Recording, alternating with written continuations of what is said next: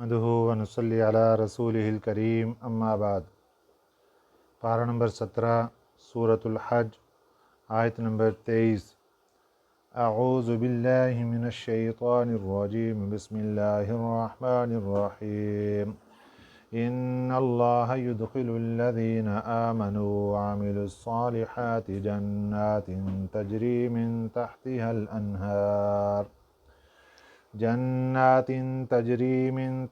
الانہار يحلون فيها من أساور من ذهب ولؤلؤا ولباسهم فيها حرير وهدوا إلى الطيب من القول وهدوا إلى صراط الحمید۔ صدق اللہ العظیم۔ گزشتہ سبق میں اللہ تعالیٰ نے کفار کا آخرت کا انجام ذکر فرمایا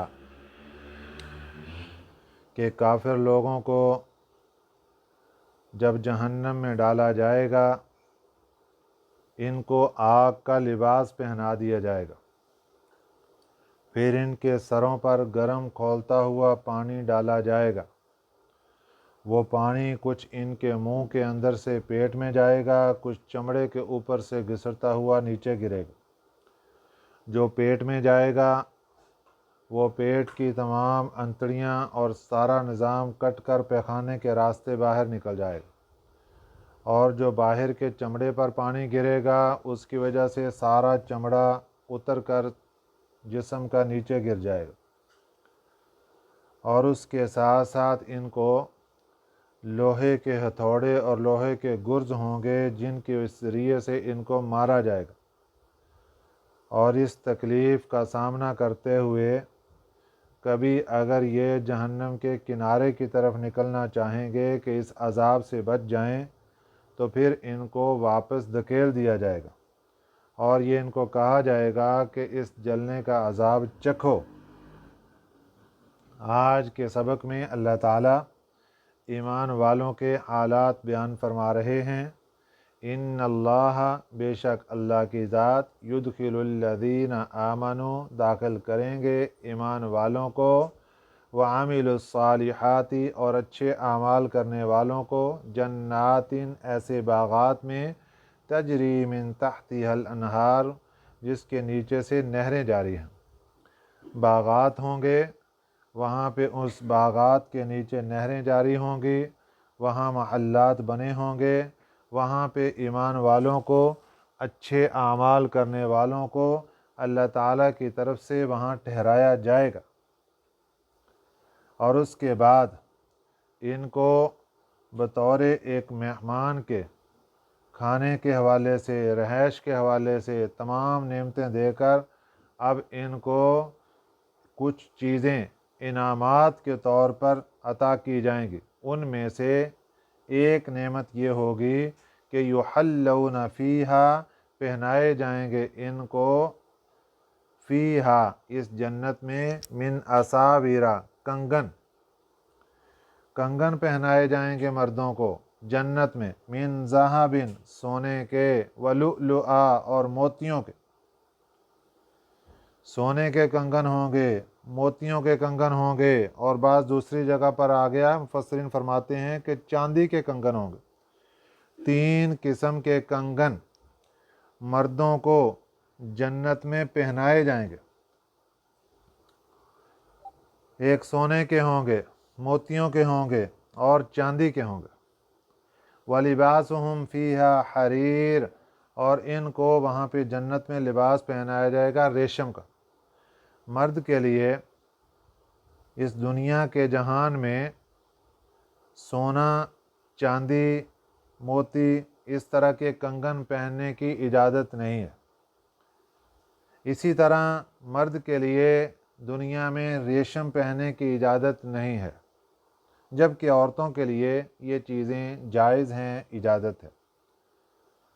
مردوں کو اللہ تعالیٰ یہ چیزیں جنت کے اندر عطا فرمائیں گے۔ اب یہاں سوال پیدا ہوتا ہے کہ مردوں کے لیے، عورتوں کے لیے تو یہ چیز زیب و زینت ہے، کنگن پہننا، ریشمی لباس پہننا، مردوں کے لیے کیسے ہوگا؟ تو جس طرح عورت کے لیے دنیا میں یہ زینت اور خوبصورتی کی چیز ہے، جنت میں مرد کے لیے بھی یہ چیزیں زینت اور خوبصورتی کا ذریعہ بن جائیں گی۔ اور دیکھیں جس طرح ہاتھ پر گھڑی مرد پہنتا ہے اور وہ خوبصورتی کا ذریعہ ہوتی ہے، اسی طرح جنت کے جو کنگن ہیں وہ بھی خوبصورتی کا ذریعہ بنے گے۔ لیکن وہ لوگ جو دنیا میں اللہ کے منع کرنے کے باوجود مرد ہیں، سونا استعمال کرتے رہے، چاندی استعمال کرتے رہے، اور اسی طرح ریشمی لباس پہنتے رہے، اسی طرح اللہ نے منع کر دیا مردوں کو، عورتوں کو، ایمان والوں کو کہ شراب استعمال نہیں کرنے، وہ شراب کا استعمال کرتے رہے۔ مفسرین اکرام فرماتے ہیں کہ جنت میں جانے کے بعد یہ چیزیں، یہ لوگ ان چیزوں سے محروم کر دیے جائیں گے۔ جنت میں داخل ہونے کے باوجود شراب نہیں ملے گی وہاں پہ ان کو۔ شراب لفظ شراب کا ہے، بمعنی خاص قسم کا ایک شربت ہے جو اللہ تعالیٰ وہاں جنت میں عطا فرمائیں گے۔ دنیا میں لفظ شراب جس پانی پر بولا جاتا ہے وہ تو دماغ اور عقل کو خراب کر کے رکھ دیتا ہے، جبکہ جنت کے اندر اللہ تعالیٰ جو مشروب عطا فرمائیں گے اس کا نام تو اللہ نے شراب رکھ دیا، لیکن وہ ایسا ہوگا کہ اس سے عقل خراب نہیں ہوگی اور سوچ سمجھ بوجھ کے اوپر کوئی اثر نہیں پڑے گا، بلکہ پینے کے ساتھ اور زیادہ تر و تازگی محسوس کریں گے، کیونکہ وہ جنت کا مشروب ہوگا۔ اور اسی طریقے سے جس آدمی نے دنیا میں ریشم پہن لیا وہ جنت میں چلا بھی جائے گا تو اس کو ریشمی نہیں وہاں پہ ملے گا۔ کس وجہ سے؟ کہ تو نے دنیا کے اندر یہ چیزیں استعمال کیوں کی۔ جس نے سونا پہن لیا جنت کے اندر جا کر اس کو سونا نہیں ملے گا۔ اب یہاں ایک سوال پیدا ہوتا ہے کہ جنت میں تو اللہ ساری آرزویں پوری کریں گے، تو یہ ان لوگوں کو ان سے محروم کیوں رکھا جائے گا؟ تو جواب یہ ہے کہ اللہ ساری آرزویں پوری کریں گے اور ان کو محروم بھی رکھا جائے گا، اور اس انداز سے رکھا جائے گا کہ ان کو احساس تک بھی نہیں ہوگا۔ یہ اللہ کی نعمت ہوگی کہ ان کو اس چیز کا احساس بھی نہیں ہوگا کہ ہم نے سونا نہیں پہنا۔ صرف یہ خوشخبری اور خوشی ہوگی ان لوگوں کے لیے کہ جنہوں نے دنیا میں نہیں پہنا، ان کو اللہ دکھائیں گے کہ دیکھو انہوں نے پہنا تھا، ان کو ہم نے نہیں دیا، تم نے نہیں پہنا، تمہیں ہمیں دے دیا۔ تو جو لوگ جو دنیا میں پہنتے ہیں ان کو جنت میں نہیں ملے گا، لیکن ان کو احساس بھی نہیں ہوگا۔ یہ جہاں پر ہوں گے وہاں پر یہ سمجھیں گے کہ ہم بہت بڑے اعلیٰ درجے کے اندر ہیں، ہمیں اللہ تعالیٰ نے ساری نعمتیں دے دیں، کسی نعمت کی کوئی کمی نہیں۔ وَهُدُوا إِلَى الطَّيِّبِ، اور یہ وہ لوگ ہیں جو ایمان والے، اچھے اعمال کرنے والے، انہوں نے ہدایت پائی ہے پاکیزہ بات کی طرف۔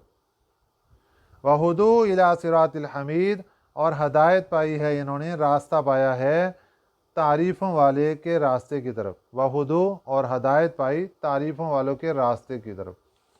اللہ تعالیٰ کی ذات کی ایک یہ ہے تعریف، حمید اللہ تعالیٰ کا صفاتی نام ہے، تو اللہ تعالیٰ کی طرف انہوں نے راستہ اختیار کر لیا، ہدایت اختیار کر لی، تو اس لیے ان کو کسی قسم کی وہاں پریشانی نہیں ہوگی۔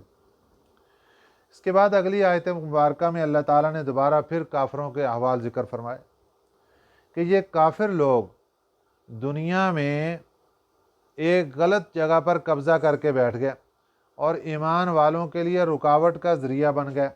ان الذین کفروا، بے شک جو کافر لوگ ہیں، وَيَصُدُّونَ عَن سَبِيلِ اللَّهِ، بے شک وہ لوگ جنہوں نے انکار کیا۔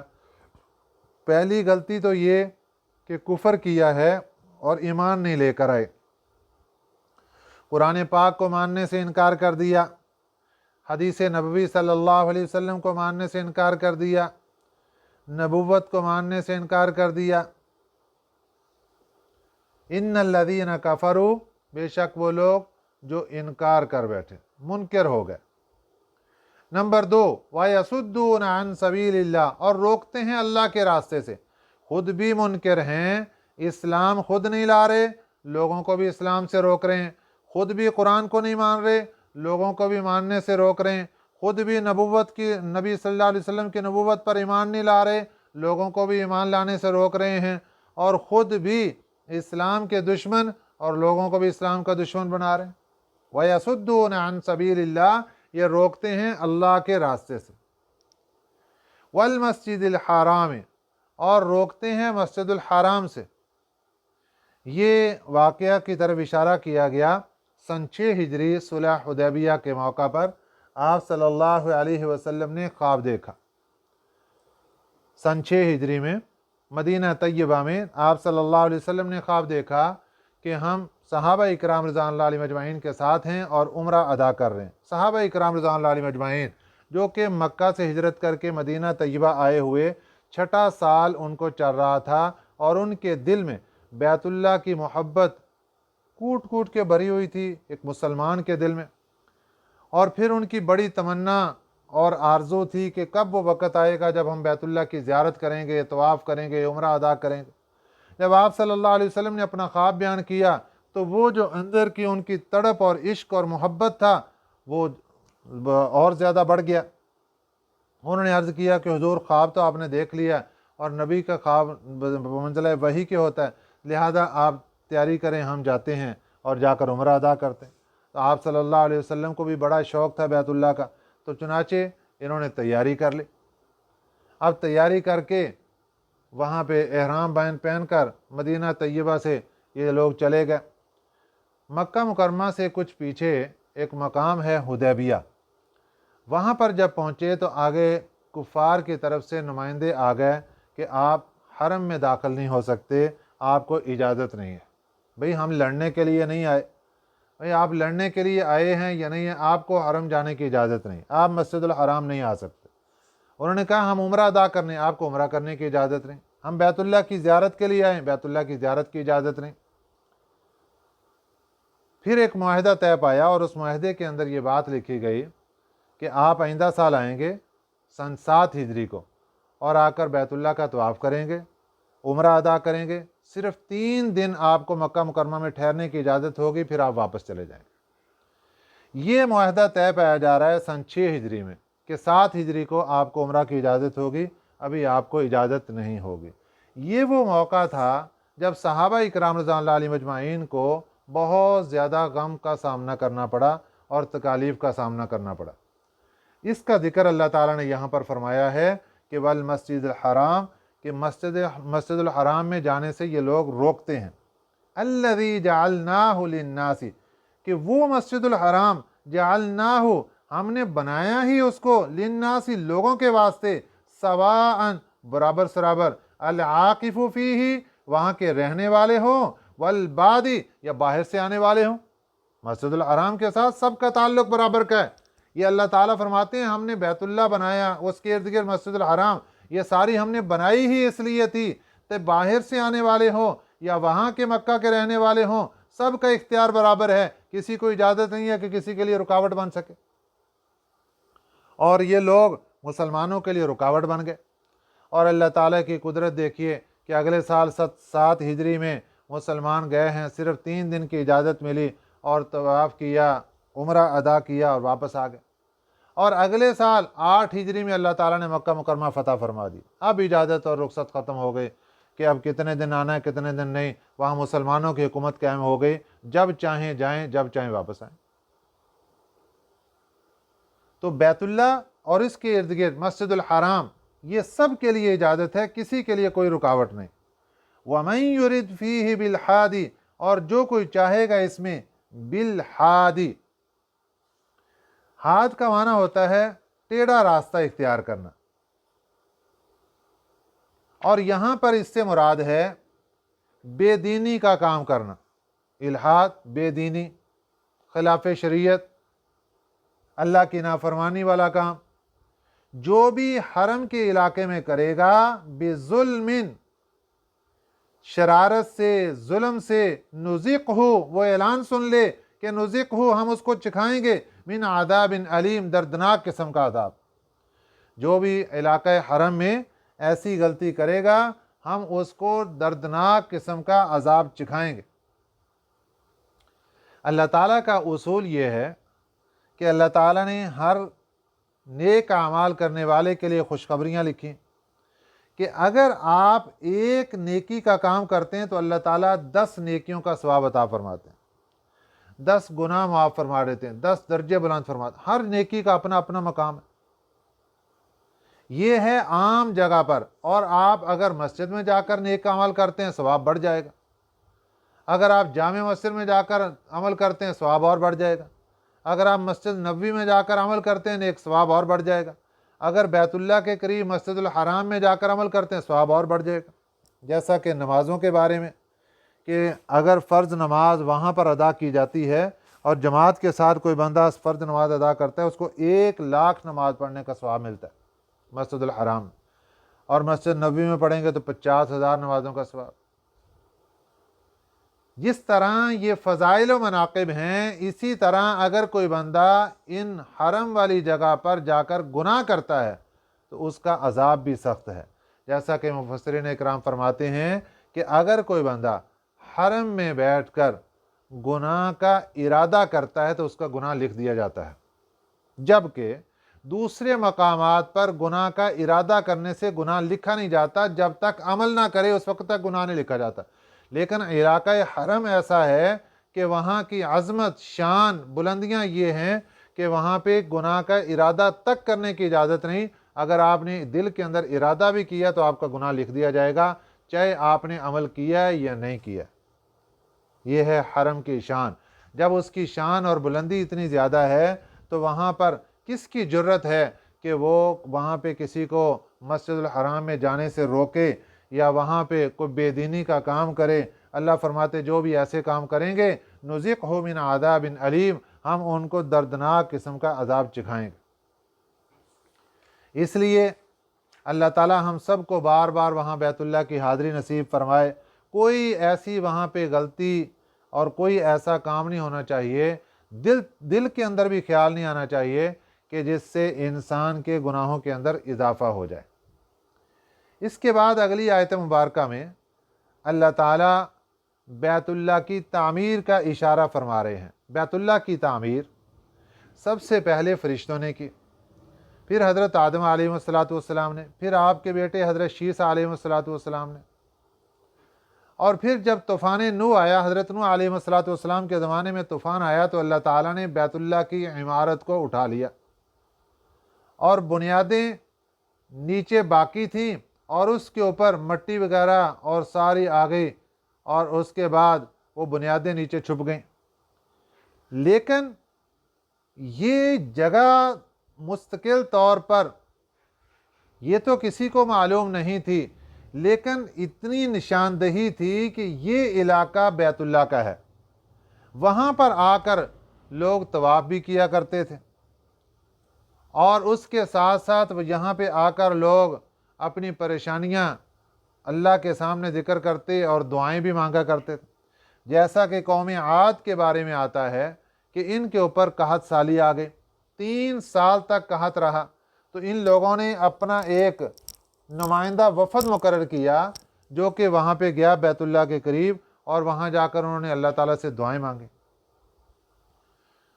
तो जब हज़रत इब्राहीम अलैहिस्सलाम का ज़माना आया और आपने अपने बेटे हज़रत इस्माईल और अम्मा हाजरा अलैहिस्सलाम को वहाँ पर छोड़ दिया। अब जब हज़रत इस्माईल अलैहिस्सलाम जवान हो गए और उसके साथ हज़रत इब्राहीम अलैहिस्सलाम मुल्क शाम में रहते हैं, हज़रत इस्माईल अलैहिस्सलाम अरब में वहाँ मक्का मुकरमा में रहते हैं। अब अल्लाह ताला ने हज़रत इब्राहीम अलैहिस्सलाम को हुक्म इरशाद फरमाया कि आप चले जाएं और वहाँ जाकर अपने बेटे को साथ लें और दोनों बाप बेटा मिलकर मेरे घर की तामीर करें। तो हज़रत इब्राहीम अलैहिस्सलाम वहाँ से तशरीफ़ लाए और आकर बैतुल्लाह की तामीर का इरादा फरमाया। हज़रत जिब्राईल अमीन अलैहिस्सलाम आ गए और अल्लाह ताला ने एक बादल भेज दिया निशानदही करने के लिए कि किस मकाम पर बैतुल्लाह की तामीर की जाएगी। तो बादल ने आकर ऐन उस मकाम पर साया किया जहाँ पे आज बैतुल्लाह बना हुआ है। तो हज़रत इब्राहीम अलैहिस्सलाम ने निशान लगा लिए और निशान लगाकर थोड़ी सी सफाई की, नीचे बुनियादें ज़ाहिर हो गईं। ये वो बुनियादें थीं जो फरिश्तों ने रखी थी और हज़रत आदम अलैहिस्सलाम ने और हज़रत शीस अलैहिस्सलाम ने जिस पर बैतुल्लाह को तामीर फरमाया था। आज जब बुनियादें ज़ाहिर हो गईं तो अल्लाह ताला ने हज़रत जिब्राईल अमीन अलैहिस्सलाम को बतलाया کہ وہی پتھر بیت اللہ کی تعمیر میں استعمال ہوں گے جو کہ پہلے استعمال ہو چکے ہیں، کوئی نیا پتھر یہاں پہ اضافہ نہیں کیا جائے گا۔ اب وہ پتھر کہاں پہ؟ حضرت جبرائیل امین علیہ السلام آ گئے اور آ کر بتا دیا کہ اللہ تعالیٰ نے یہاں پر یہ پتھر سارے محفوظ کر کے رکھے ہیں، بیت اللہ کی تعمیر ان پتھروں کے ساتھ کی جائے۔ تو حضرت ابراہیم علیہ السلام نے پتھر وہاں سے لیے، حضرت اسماعیل علیہ السلام مزدور ہیں، حضرت ابراہیم علیہ السلام استری ہیں، دونوں باپ بیٹا یہ بیت اللہ کی تعمیر شروع فرما رہے۔ اب بیت اللہ کی دیواریں کھڑی کرنی شروع کی تو بیت اللہ کی دیواروں کا آغاز جہاں پر آج حجر اسود لگا ہوا ہے، اس کونے سے حضرت ابراہیم علیہ السلام نے بیت اللہ کی تعمیر شروع فرمائی، اور بیت اللہ کی تعمیر کرتے کرتے دیواریں بناتے جا رہے ہیں، بیت اللہ کے گرد چکر لگتا جا رہا ہے۔ 7 چکر مکمل ہوئے اور بیت اللہ کی تعمیر مکمل ہو گئی۔ تو یہ جو آج طواف کے اندر اللہ تعالیٰ نے 7 چکر رکھے ہیں، علماء اکرام بزرگان دین فرماتے ہیں کہ اس میں بھی حکمت یہ ہے کہ جب حضرت ابراہیم علیہ السلام نے بیت اللہ کی تعمیر فرمائی تھی تو انہوں نے تعمیر کرتے کرتے اس کے گرد 7 مرتبہ گھومے تھے، اللہ تعالیٰ نے وہی سنت جاری فرما دی اور بیت اللہ کے 7 چکر ایک طواف قرار دے دیے۔ اب عجیب حکمت آگے کیا ہوئی کہ جب بیت اللہ کی تعمیر مکمل ہو گئی، اب حضرت ابراہیم علیہ السلام نے اللہ تعالیٰ سے دعا کی۔ ایک اور بات بھی یہاں پہ ذکر کی جاتی ہے کہ حضرت ابراہیم علیہ السلام نے جب تعمیر مکمل کر لی تو ایک پتھر بچ گیا۔ یا اللہ یہ پتھر بچ گیا، اس کو کس جگہ پہ لگانا چاہیے؟ تو اللہ تعالیٰ کی طرف سے پیغام دیا گیا، بزرگان دین فرماتے ہیں اللہ نے فرمایا کہ اس کو اپنے ہاتھوں میں رکھو اور اس کو مسل دو۔ جب اس کو مسلا تو وہ ریزہ ریزہ ہو گیا، ریت بن گیا۔ فرمایا کہ اس کو مشرق مغرب شمال جنوب چاروں طرف تھوڑی تھوڑی کر کے یہ ریت کے ذرات اڑا دو، یہ پوری دنیا کے جہاں تک آبادی قیامت تک ہونے والی یہ خطے میں یہ ذرات پہنچیں گے، اور یہ ذرات کہاں کہاں گرے آ کر جہاں جہاں اللہ کا گھر مسجد بننی تھی وہاں وہاں اس کے ذرات آ کر گرے، جہاں جہاں ذرات گرے ہیں وہاں وہاں مسجدیں بنتی جا رہی ہیں، اور قیامت تک جہاں جہاں گرے ہیں وہاں مسجدیں بنتی جائیں گی۔ اور یہ کام مکمل ہو گیا۔ بیت اللہ کی تعمیر ہونے کے بعد اب حضرت ابراہیم علیہ السلام کو اللہ تعالیٰ کی طرف سے حکم ہوا کہ جہاں سے ہم نے طواف کا آغاز کرنا ہے یہاں پہ نشانی کے لیے ایک پتھر کو لگایا جائے۔ اب حضرت ابراہیم علیہ السلام کو حضرت جبرائیل امین علیہ السلام نے پتھر دیا کہ یہ حجر اسود ہے جو کہ حضرت آدم علیہ السلام جنت سے لے کر آئے تھے، اور یہ وہاں پہ اللہ تعالیٰ نے محفوظ کر کے رکھا تھا۔ بالکل سفید رنگ کا پتھر، سفید، اتنا سفید کہ دودھ سے بھی زیادہ سفید وہ پتھر تھا جو اللہ تعالیٰ نے وہاں پر نصب کروا دیا۔ یہ نشانی ہے کہ یہاں سے آپ نے طواف شروع کرنا ہے اور یہاں پر آ کر آپ کا ایک چکر ہوگا۔ اب وہ اتنا سفید پتھر جب اس کو اپنی جگہ پر لگایا گیا تو علماء بزرگان دین فرماتے ہیں کہ اس سے روشنیاں نکلنی شروع ہوئیں، اور یہ روشنی اتنی تیز تھی کہ دور دراز علاقوں تک روشنی گئی۔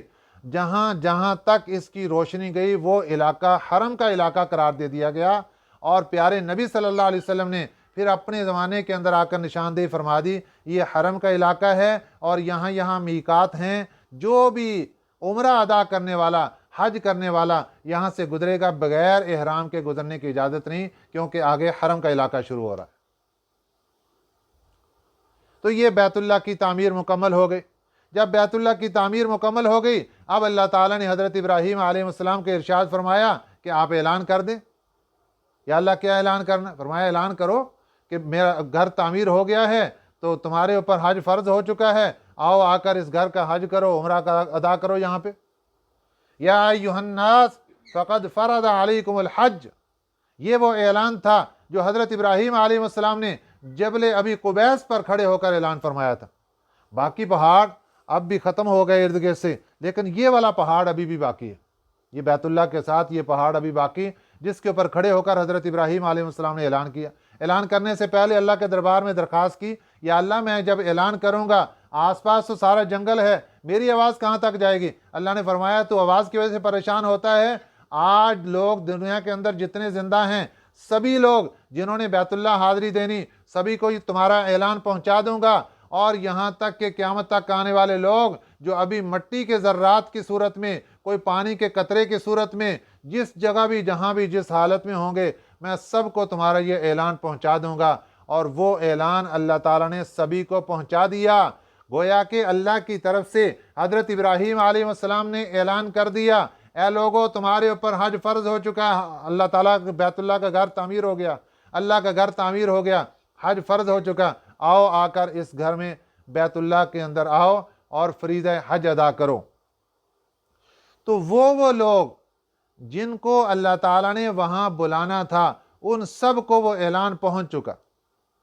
अब उसी ऐलान की वजह से जो भी आदमी उम्रा अदा करने के लिए जा रहा है, वो जैसे ही ihram पहनता है तो क्या ऐलान करता है, लब्बैक अल्लाहुम्मा लब्बैक, लब्बैक ला शरीक लक लब्बैक, इन्नल हम्द वन निअमत लक वल मुल्क ला शरीक लक। ये हाज़री किस लिए लगवा रहा है? ये उसी चीज़ की हाज़री लगवा रहा है कि ऐ अल्लाह, तेरे नुमाइंदे, तेरे सफ़ीर हज़रत इब्राहीम अलैहिस्सलाम ने जो ऐलान किया था और बुलाया था, ऐ अल्लाह लब्बैक, मैं हाज़िर हूँ तेरे दरबार में।